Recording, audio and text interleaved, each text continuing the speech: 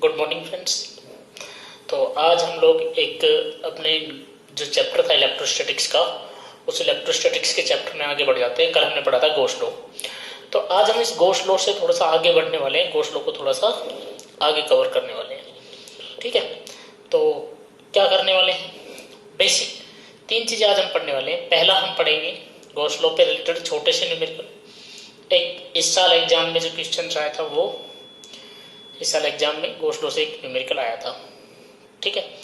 और एक हम पढ़ने वाले हैं आज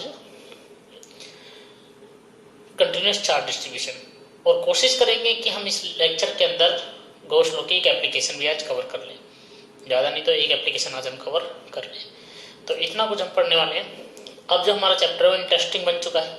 अब तक बेसिक चीज़ें चल रही थी, अब चैप्टर आगे जैसे बढ़ रहा है वैसे वैसे इंटरेस्टिंग बनता जा रहा है और आगे के लिए यूजफुल बनता जा रहा है। तो अब हम वहीं पे चल रहे हैं। तो देखिए क्या क्वेश्चन आते हैं, मैंने जैसे कि आपको बताया। देखिए गॉस लॉ पे ना 2-3 छोटे क्वेश्चन बनते हैं जो बोर्ड में बहुत बार पूछे जाते हैं और स्टूडेंट गलत कर देता है। ऐसा नहीं कि स्टूडेंट को आता नहीं है, बस वो जल्दबाजी में या ओवर कॉन्फिडेंस में क्वेश्चन को गलत कर देता है। तो थोड़ा सा ध्यान से चुनेंगे। पहला क्वेश्चन, क्वेश्चन नंबर फर्स्ट कहता है कि इफ ए डाइपोल, थोड़ा बड़ा लिख देता हूं मैं, चलो। If A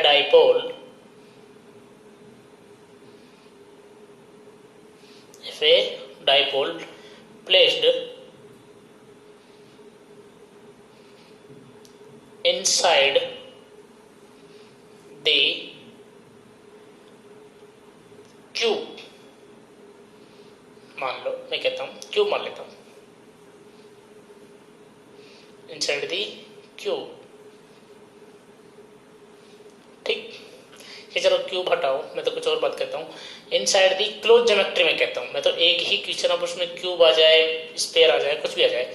inside the close geometry, ठीक है। देन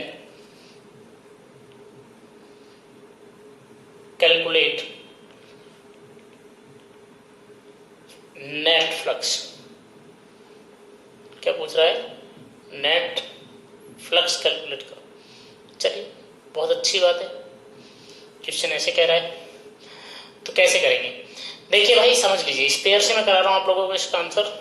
थोड़ा सा ध्यान से देखेंगे कि मान लो ये मेरे पास स्पेयर था, अब इस स्पेयर में डाइपोल रखा है। डाइपोल से मतलब कि जिसके पास क्या हो, 2 चार्ज हो, दोनों का मैग्नीट्यूड सेम हो, बट नेचर क्या हो, अपोजिट। मतलब एक प्लस का क्यू है और दूसरा यहाँ रखा है जो कैसा है, माइनस का क्यू, ठीक है। दिख रहा है सभी को, एक प्लस का क्यू और दूसरा माइनस का क्यू। तो अब ये 2 चार्ज रखे हुए हैं, पूछ रहे हैं इनसे रिलेटेड नेट फ्लक्स क्या होगा। तो भाई सर आपने पढ़ाया था कि फाइनेट होगा सिग्मा क्यू या summation of Q inside of the charge upon epsilon node. बिल्कुल। क्या क्वेश्चन है, हिंदी मीडियम वालों के लिए मैं बता रहा हूं। कह रहा है कि यदि एक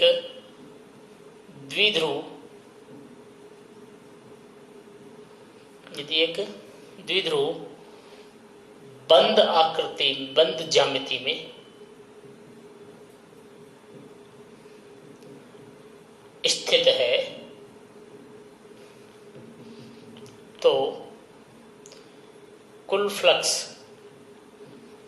क्या होगा, कुल फ्लक्स क्या होगा। तो आंसर में आ जाते हैं कि मैंने बताया था कि भाई द्विध्रुव रखा है, डाइपोल रखा है, एक प्लस का क्यू एक माइनस का क्यू। मैंने फ्लक्स बताया था फाइनेट बराबर क्या होगा, sigma Q in by epsilon node, sigma Q internal by epsilon node. चलिए सिग्मा क्यू इन मतलब क्या होता था, एल्जेब्रिक सम कर दो किसका, जो अंदर है उन चार्जेस का। तो अंदर कौन कौन से चार्ज, एक प्लस का क्यू, दूसरा माइनस का क्यू। माइनस का क्यू क्या है, देखिए प्लस किया माइनस क्यू, तो प्लस प्लस प्लस माइनस क्या हो गया, माइनस। तो क्यू माइनस क्यू बराबर कितना, 0। अब चार्ज 0 हो गया तो फाइनेट भी कितना हो जाएगा, 0। तो आंसर कितना निकल जाएगा, 0। अब ये एक डाइपोल का है, एक द्विध्रुव का है, वो कह सकता है 10 है, 20 है, 50 है, 100 है, कितने भी डाइपोल है। अगर डाइपोल है तो हमेशा फ्लक्स कितना होगा, 0। चलिए पहला क्वेश्चन ये हो गया, बोलो बात समझ में आई? ठीक है, अब आगे क्या कह सकता है, देखिए एक और क्वेश्चन बनता है। अब वो कह सकता है कि सर ऐसा है कि एक स्पेयर है, एक गोला है, इसकी रेडियस r है, इससे related flux phi Q by epsilon naught है। कहता है कि अगर रेडियस 2 टाइम कर दी जाए, रेडियस क्या कर दी जाए, 2 टाइम कर दी जाए, यानी कि त्रिज्या को दुगना कर दिया जाए, रेडियस को 2 टाइम्स इंक्रीज कर दिया जाए, तो भाई क्या होगा, फ्लक्स क्या होगा? भाई समझ के देख, क्यू बाई एप्सिलॉन नॉट कब आया होगा, जब अंदर चार्ज कितना हुआ होगा, क्यू, और कितना चार्ज क्यू। अब मुझे बता कि इस क्यू से क्या इतना फ्लक्स निकल रहा होगा, इस क्यू से क्या इतना फ्लक्स निकल रहा होगा, बोल्ट निकल रहा होगा कि नहीं निकल रहा होगा? लॉजिकली बात है, इतना ही फ्लक्स निकल रहा होगा इलेक्ट्रिक फील्ड लाइंस। अब मैंने रेडियस 2 टाइम कर दी, अब रेडियस हो गई 2r। मुझे बता जितनी इलेक्ट्रिक फील्ड लाइंस r से निकली क्या उतनी ही 2r से निकली? बिल्कुल। तो क्या दोनों के लिए फ्लक्स सेम हो गया कि नहीं हो गया, मुझे बताइए। मैंने कल भी बताया था कि फ्लक्स किस पर डिपेंड नहीं करता, ज्योमेट्री के साइज और शेप पर डिपेंड नहीं करता, बस उसके नेचर पर डिपेंड करता है। उसका नेचर क्लोज होना चाहिए। अगर नेचर क्लोज है तो फ्लक्स हमेशा कितना रहेगा, क्यू बाई एप्सिलॉन नोड या sigma Q in by epsilon node. तो चीजें यहाँ तक समझ में आ रही कि नहीं आ रही आपके, क्लियर? तो ये हमने बात की। अब आगे बढ़ जाते हैं। अब हम पढ़ने वाले हैं इस साल एग्जाम में आए हुए क्वेश्चन को, इस साल एग्जाम में आए हुए क्वेश्चन को। एक क्वेश्चन मैं करा रहा हूँ, एक क्वेश्चन मैं आपको दूंगा, आपको करके बताना है। चलिए, क्वेश्चन था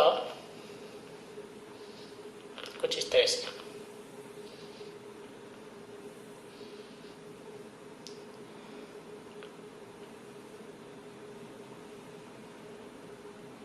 कहा गया कि क्यूब है जो एक कोऑर्डिनेशन प्लेन पे कुछ इस तरह से प्लेस्ड है।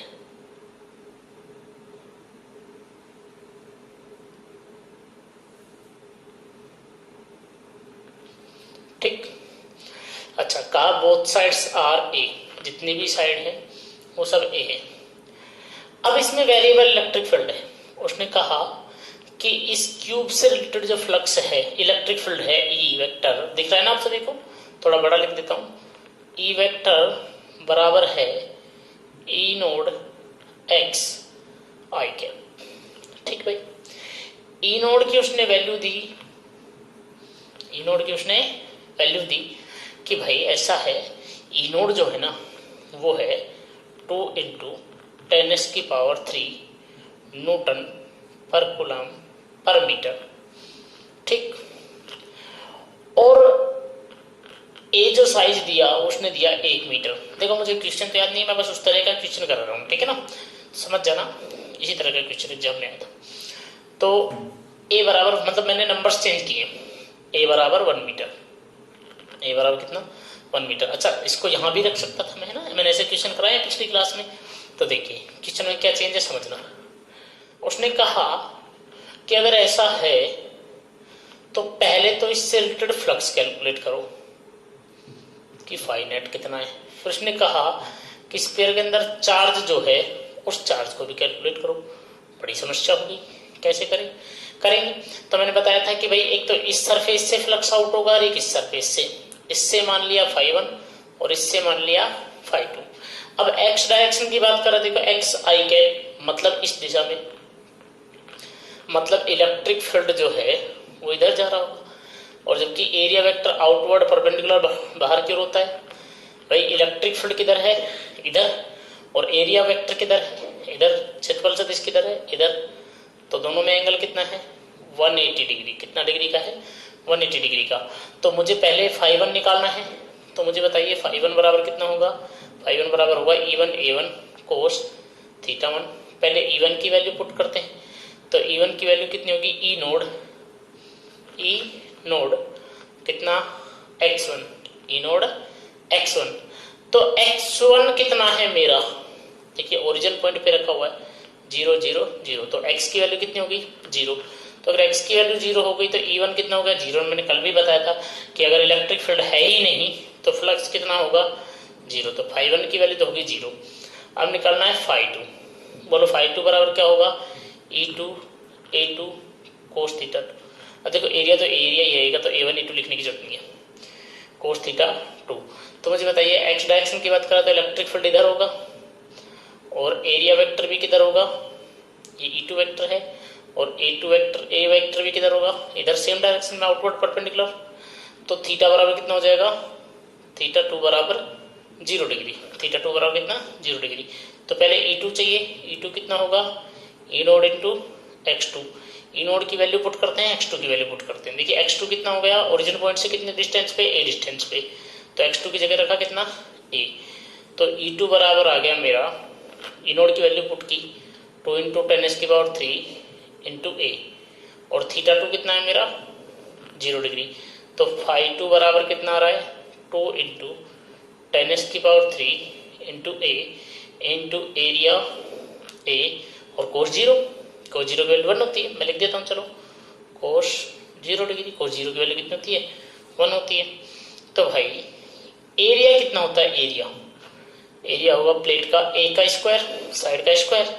तो φ2 बराबर आ गया 2 into 10⁻³ into a into a square. तो φ2 बराबर आ गया 2 इंटू 10⁻³ इंटू a की क्यूब, a की वैल्यू पुट करते हैं कितनी है 1। तो φ2 बराबर मेरे पास आ गया 2 इंटू 10⁻³। देखो φ1 तो 0 था ही, तो φ2 ही कितना है हमारा φ0 है। अब सवाल है कि सर क्यू कैसे निकाले, गोसलो से निकाले, क्रॉस ज्योमेट्री है तो गोसलो काम करेगा। अब गोसलो कहता है कि चाहे कुछ भी हो फाई तो क्यू बाई एप्सिलॉन नोड ही होता है, यही कहता है गोसलो, बिल्कुल। तो इसका मतलब ये सब किसके बराबर, इसके बराबर, यानी कि 2 इंटू 10⁻³ बराबर है क्यू बाई एप्सिलॉन नोड के बराबर। तो क्यू बराबर कितना हो गया 2 into 10⁻³ into epsilon node, epsilon node की वैल्यू पुट कर दो 2 इंटू 10⁻³ इंटू 8.85 इंटू 10⁻⁻12, और ये वैल्यू हम पुट करके यहाँ से क्या कर लेंगे सोल्व कर लेंगे, कूलम चार्ज हमारे पास आ जाएगा। तो इस तरह से क्वेश्चन इस बार बोर्ड में आया था। अगर इस तरह का क्वेश्चन आ जाएगा तो क्या आप कर पाओगे, अगर इस साल भी ऐसा क्वेश्चन आ जाएगा तो क्या आप कर पाओगे, बहुत ईजी है, आराम से आप कैलकुलेट कर दोगे, कोई टफ चीज नहीं है। रफ करा दूं, चलिए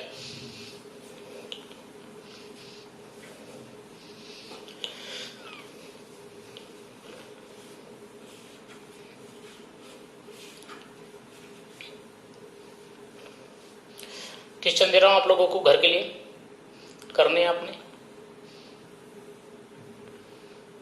कर करके और मुझे व्हाट्सएप पे फोटो खींच के भेजोगे कि सर हमसे हो गया, जिनसे नहीं हुआ वो भेजेंगे कि सर हमसे नहीं हुआ। तो मैं नेक्स्ट वीडियो में अब तक जितने भी क्वेश्चन दिए थे उन सबको सोल्व करा दूंगा। कब सारे स्टूडेंट को आ रहे थे कि सर ये हमसे नहीं हुआ, तो नेक्स्ट वीडियो में हम उन सारे क्वेश्चंस को सोल्व करा देंगे।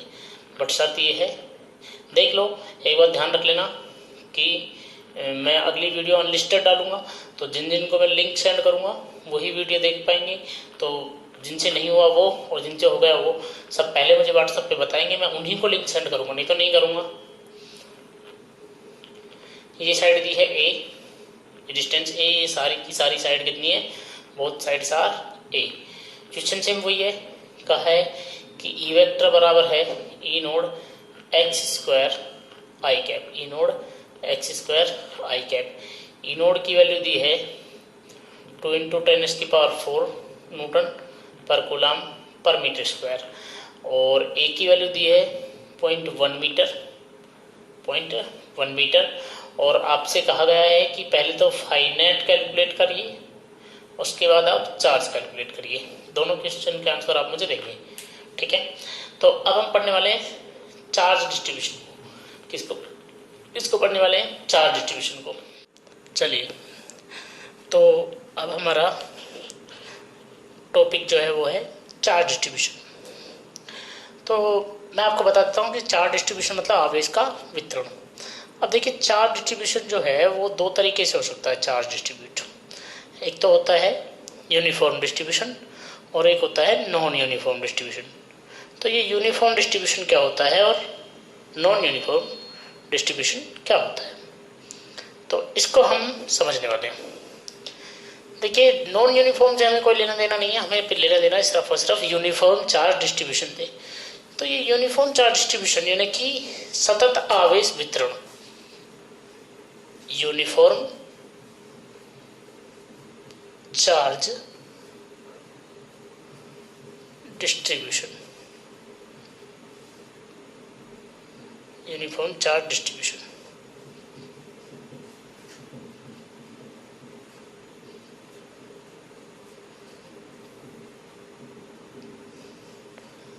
मतलब सतत आवेश वितरण।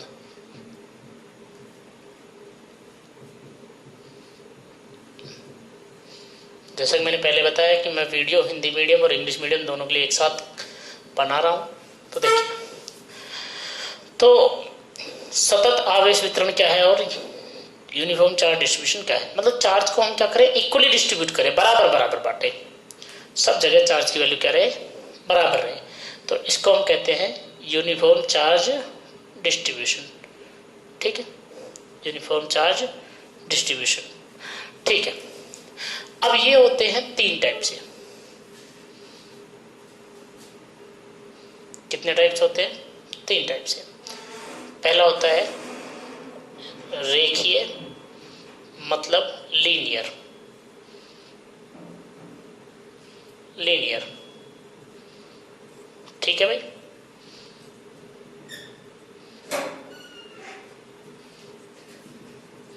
लीनियर। दूसरा होता है एरियल, एरियल। और तीसरा होता है वॉल्यूमेट्रिक, वॉल्यूमेट्रिक यानी कि क्षेत्रफलीय।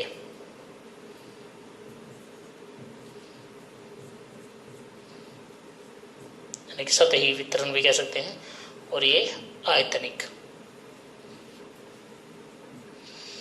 तो हमें सिर्फ इनका क्या चाहिए, हमें इनकी डेफिनेशन पता होनी चाहिए और हमें पता होना चाहिए। अब इनमें भी हम क्या पढ़ेंगे, इनकी डेंसिटी पढ़ेंगे, चार्ज डेंसिटी।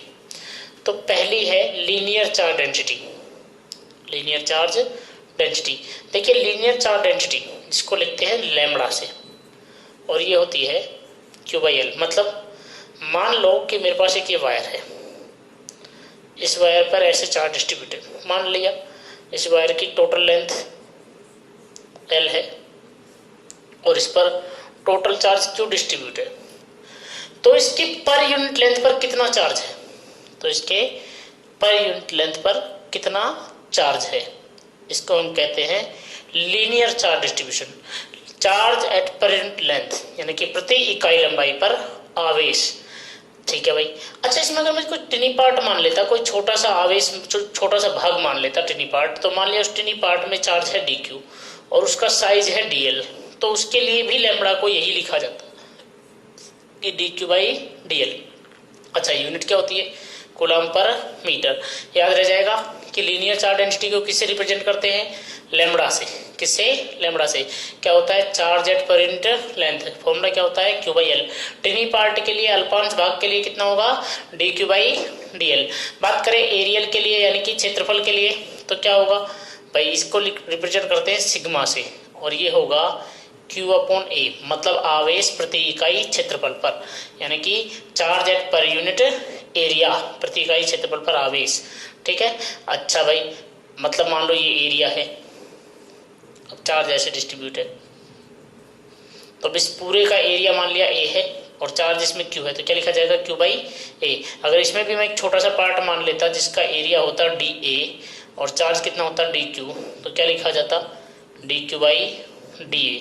यूनिट क्या हो जाती, कूलम पर मीटर स्क्वायर, कूलम पर मीटर स्क्वायर। किससे रिप्रेजेंट करते हैं भाई, सिग्मा से। एरियल को क्या होता है, charge at per unit area, charge at per unit area. ठीक है भाई। दूसरा है, तीसरा है वो है हमारा आयतनिक यानी कि वॉल्यूमेट्रिक। वॉल्यूमेट्रिक क्या होगा, वॉल्यूमेट्रिक को रिप्रेजेंट करते हैं रो से, किससे रिप्रेजेंट करते हैं, रो से। तो क्या होगा, क्यू अपॉन वी, आपको समझ में आ ही रहा होगा, पर लीनियर के लिए क्यू बाई एल, एरियल के लिए क्यू बाई ए, वॉल्यूमेट्रिक के लिए क्यू बाई वी, और टिनी पार्ट के लिए D Q by D V, unit क्या हो जाएगी, कूलम पर मीटर क्यूब। समझो, जैसे मान लो ये मैंने एक स्पेयर ले लिया, एक गोला ले लिया, अब इसमें चार्ज ऐसे है, मान लो इसके पूरी का वॉल्यूम वी था और चार्ज कितना था, क्यू, तो रो बराबर क्या हो गया, क्यू अपॉन वी। छोटा सा पार्ट मान लेता जिसका वॉल्यूम होता डी वी, इसका चार्ज कितना होता डी क्यू, वॉल्यूम कितना होता डी वी, तो क्या लिखा जाता D Q by D we.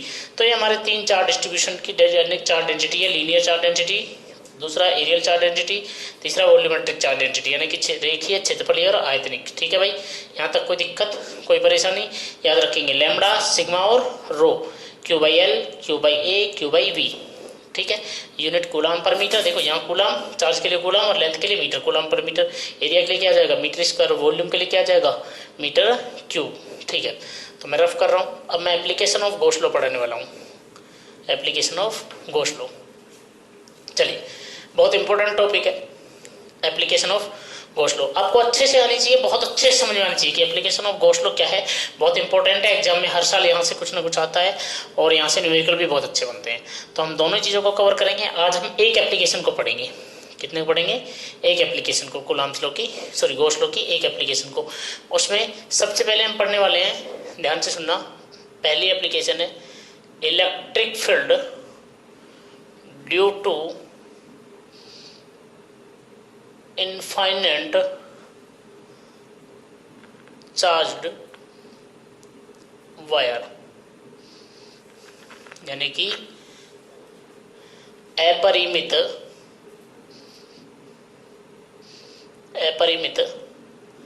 लंबाई के चालक तार के कारण, सॉरी आवेशित तार के कारण विद्युत क्षेत्र। तो ये हमारा टॉपिक है electric field due to infinite charged wire. ठीक है, मुझे बताइए इलेक्ट्रिक फील्ड जो है वो वेक्टर क्वांटिटी की स्केलर, आप कहोगे सर ये तो वेक्टर है, ये तो सदिश है। तो इसमें दो चीजें होती है वेक्टर के अंदर, एक तो उसका परिमाण यानी कि मैग्नीट्यूड और दूसरा उसका डायरेक्शन यानी कि उसकी दिशा। तो हमें दोनों निकालने हैं, डायरेक्शन भी निकालनी है और मैग्नीट्यूड भी। तो पहले हम निकालेंगे डायरेक्शन और फिर निकालेंगे उसका मैग्नीट्यूड, पहले हम निकालेंगे दिशा और फिर क्या निकालेंगे परिमाण। तो हम दोनों चीजें निकालने वाले हैं। तो पहले डायरेक्शन को पढ़ते हैं, पहले किसको पढ़ते हैं, डायरेक्शन को। तो देखिए बहुत सिंपल चीज है, आराम से आपको समझ में आएगी, कोई टफ चीज नहीं है। देखो मान लो कि मेरे पास एक इनफाइनाइट वायर था, उस इनफाइनाइट वायर में मैंने क्या किया, मैंने एक पार्ट को यानी कि जिसकी लेंथ कितनी थी, स्मॉल एल थी, उसको मैंने कंसिडर कर लिया।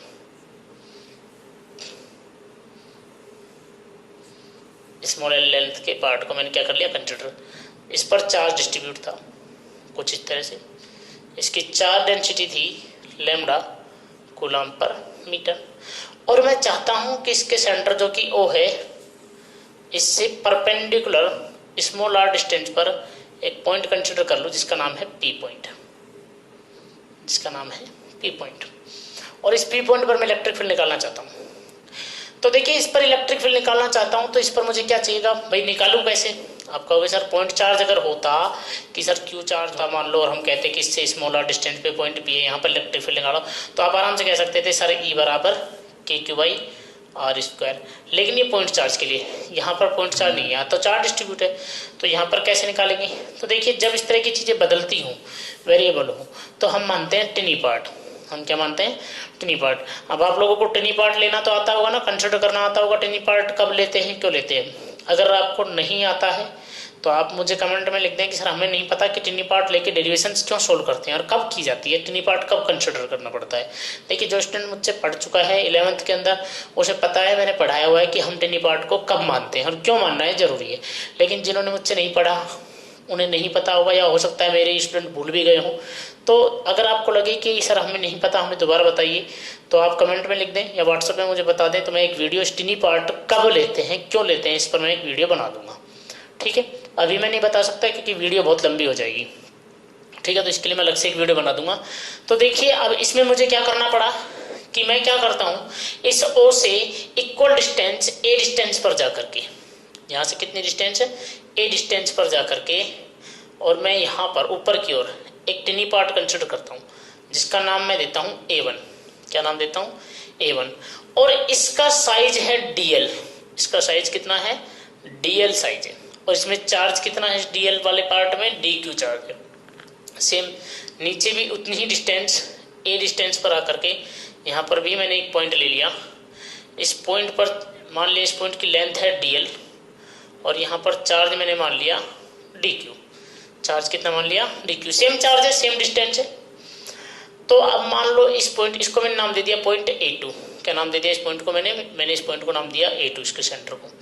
अब मैं कहता हूँ कि इस A2 की वजह से इलेक्ट्रिक फील्ड आया ये DE, और इस A1 की वजह से इलेक्ट्रिक फील्ड आया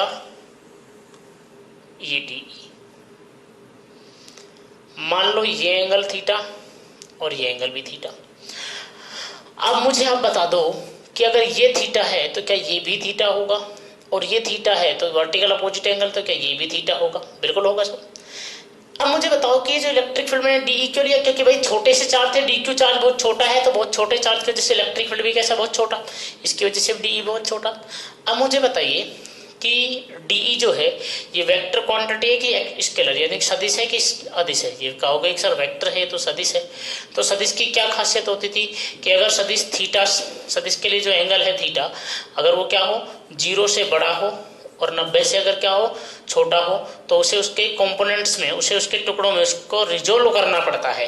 तो हमें भी क्या करना पड़ेगा, रिजोल्व करना पड़ेगा।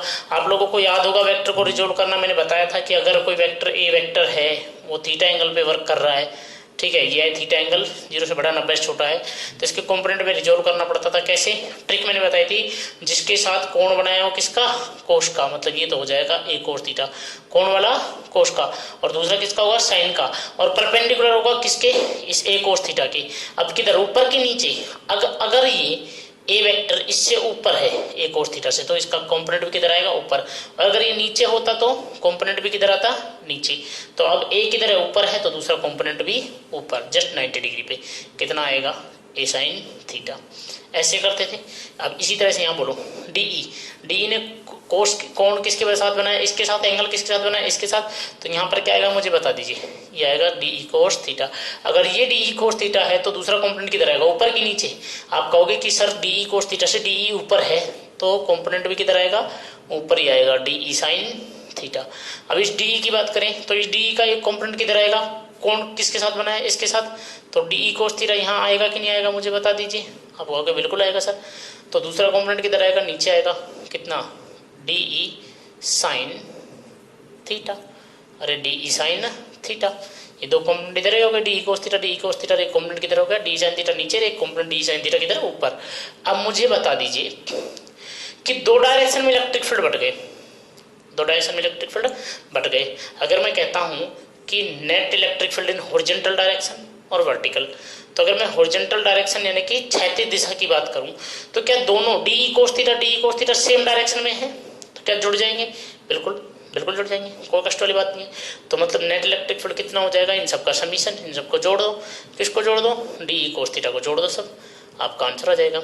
अगर मैं कहूँ कि वर्टिकल यानी कि ऊर्ध्वाधर दिशा में बताओ, तो आप ही बता दो कि सर DE साइन थीटा एक ऊपर है और दूसरा किधर है, नीचे। नीचे इसका मतलब क्या ले लेंगे, नेगेटिव, ऊपर है तो क्या ले लेंगे, पॉजिटिव। तो DE साइन थीटा से DE साइन थीटा कैंसिल, मतलब वर्टिकल डायरेक्शन इधर, ये दोनों एक दूसरे को क्या कर देंगे, कैंसिल, ये दोनों एक दूसरे को क्या कर देंगे, कैंसिल। देखिए ये हो गया कैंसिल, ये टुकड़ों में टूट ही चुका था, ये रिजोल्व हो ही चुका था। तो नेट इलेक्ट्रिक फील्ड किधर आ गया, इधर ही बचा कि नहीं बचा। तो मतलब जो मेरा नेट इलेक्ट्रिक फील्ड है वो किस तरह बचा, ध्यान से देखिए, परपेंडिकुलर डायरेक्शन में बचा, किसके परपेंडिकुलर, लेंथ के परपेंडिकुलर, किसके, लेंथ के। तो मतलब जो ई नेट है वो किधर काम कर रहा है, perpendicular to the length, perpendicular to the length of wire, wire के परपेंडिकुलर है, वायर की क्या है, परपेंडिकुलर, यानी कि तार के लंबवत, तार की लंबाई के लंबवत, तार की लंबाई की क्या है, लंबवत। तो मेरे पास यहाँ तक रीजन समझ में आया कि नहीं आया, समझो। मतलब जैसे मान लो ये मेरा वायर है, अब इलेक्ट्रिक फील्ड किधर होगा, इधर भी होगा, इधर भी होगा, इधर भी होगा, इधर भी, सब दिशाओं में होगा, हर तरफ, इधर इधर इधर इधर, लेकिन होगा क्या, परपेंडिकुलर, इसी एंगल पे। ऐसा नहीं हो सकता कि इलेक्ट्रिक फील्ड ऐसे हो, नहीं, लेंथ के, अगर ये इसकी लेंथ है तो ये इसके परपेंडिकुलर होगा, मतलब ये इलेक्ट्रिक फील्ड इधर भी होगा, मतलब अगर मैं ये वायर यहाँ बना के दिखाऊँ आप लोगों को, तो मान लो ये मेरी वायर है, तो इलेक्ट्रिक फील्ड इधर भी होगा और ये इधर भी होगा, इधर भी होगा, बाहर भी आ रहा होगा, बोर्ड में अंदर भी जा रहा होगा, तो परपेंडिकुलर टू दी लेंथ होगा। तो चीज़ें यहाँ तक क्लियर है, आपको यहाँ तक बात समझ में आई कि नहीं आई? ठीक है भाई, चलिए अब देखते हैं कि अगर समय है तो गॉस लॉ की एप्लीकेशन आगे बढ़ाएंगे। अभी सिर्फ मैंने आपको क्या पढ़ाया, डायरेक्शन बताई है, अभी मैंने आपको मैग्नीट्यूड नहीं बताया, मैग्नीट्यूड अभी हम करेंगे, अभी मैंने सिर्फ क्या बताई है, डायरेक्शन। ठीक है, तो देखते हैं अभी आगे क्या करते हैं, चलिए।